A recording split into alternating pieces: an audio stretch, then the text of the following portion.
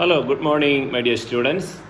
In the last video, we discussed about why power sharing is desirable. Today, I would like to discuss with you what are the advantages and disadvantages of power sharing. First, let us discuss about the disadvantages. When I speak about disadvantages, one thing you should note is these are not the facts that is proved everywhere and every time. These are the opinions of the people. So, how much it is real, only the actual practice can tell you. So, let us listen to these opinions. Some people believe that power sharing leads to division of power. Power is shared between various people and various organs of the government. So, it is divided. So that will make the country weaker. It will be better if we have all the power in one person's hand. Second point is that it leads to misunderstandings between the members of various organs of governance. The various organs of governing, they don't understand each other well. So that can create certain divisions or issues, public problems, etc. that can take place. For example, about a year back, some of the Supreme Court lawyers came openly before the media criticizing the policies of the government. So, judiciary and legislature coming against each other. But these things are not happening every day. That was the first time in India such an issue took place, but it was solved later. Third point could be this. Some people believe that power sharing is a risk for national unity. When there are so many people exercising power in a country, we can be weaker and there can be external threats. So all these opinions can come up, and when so many are there, unity can be less. So this is one argument against power sharing. Fourth argument is this: there can be conflicts between two states. As in India, we have got many states. States can come against one another. Two or three districts can come against each other. Two cities, municipalities or corporations, or even panchayats. So these things are possible, and it has been taking place very occasionally, like the issue of Kaveri water dispute between Karnataka and Tamil Nadu. The matter has gone to the court. So such problems can take place when power sharing is there. People believe if power is not shared, one person will take a decision and the problem can be solved.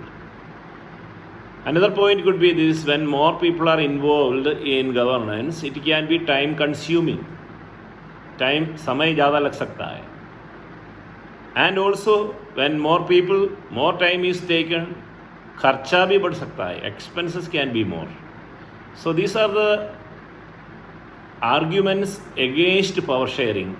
People have the opinion that it is a disadvantage to have power sharing because these reasons. But as I said, these are not proved always. Now let us look into the advantages of power sharing. What are the advantages? Then we can conclude which is better. Advantages are more or disadvantages are more. Advantages: 1.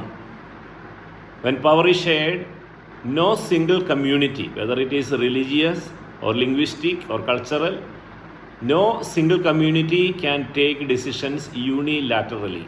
अपनी मर्जी से कोई भी एक particular community decisions ले नहीं सकते हैं.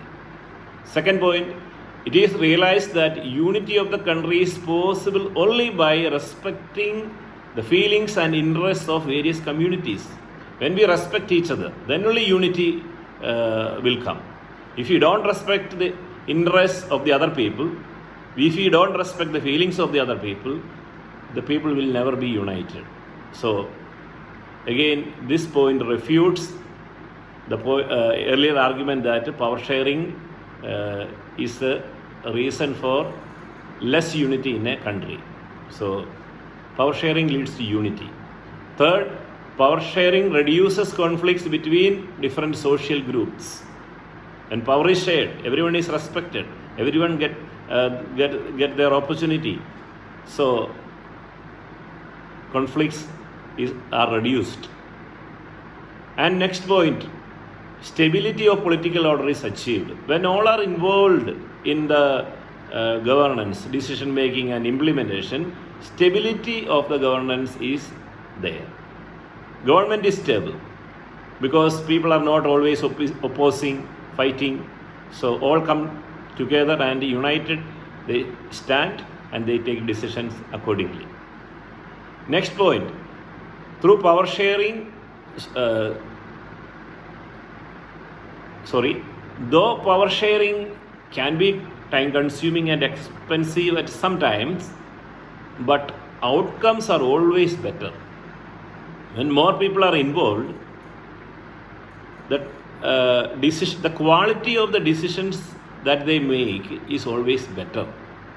It will be good for maximum groups of people, not favoring a particular group. Mature decisions are taken when power is shared. Many brains come together and discuss and solve the matter. Next, when power sharing is there, people are involved. They are consulted various ways. How it is happening? You may think as a common person, me and you, how I have got a say in governance. Various political parties come with their propaganda, their agenda before the elections, during the election campaign. Yes, if you vote for me, I will do this for this group of people. I will do these things for this community. I will do these things for this religion. It may be making a hospital for a particular place. It may be making a college. It can be building a temple. It can be supporting the pilgrims who go for Hajj. So many things can take place. It is happening in our country. And after listening to these promises, the agenda, people support. Yes, this is the point I want. This is what I expect from my government. So I cast a vote for that particular candidate. So my expectations are fulfilled and I am consulted in the formation of government. When I cast my vote, I get a role. So public get they get a chance. They have a voice in sharing and formulating the policies of the government. And also, people are ruled themselves. I am the ruler of myself. I cannot call myself as I am the Prime Minister, but I appoint the Prime Minister. I am instrumental in appointing the Prime Minister. I cast my vote. That's why it is very important in a democratic country that citizens should cast their votes. Whichever party, which person you cast, it is immaterial. You are shaping your own opinion and expressing it by casting the vote. So all these things are possible only when power sharing is there. And these are the advantages of power sharing. So now we can see that disadvantages are only a possibility. हो सकता है, but advantages are reality. And they are far more in number than the disadvantages. So the conclusion is, it is always better to distribute power, share the power. And that is the true nature of a democracy. Thank you.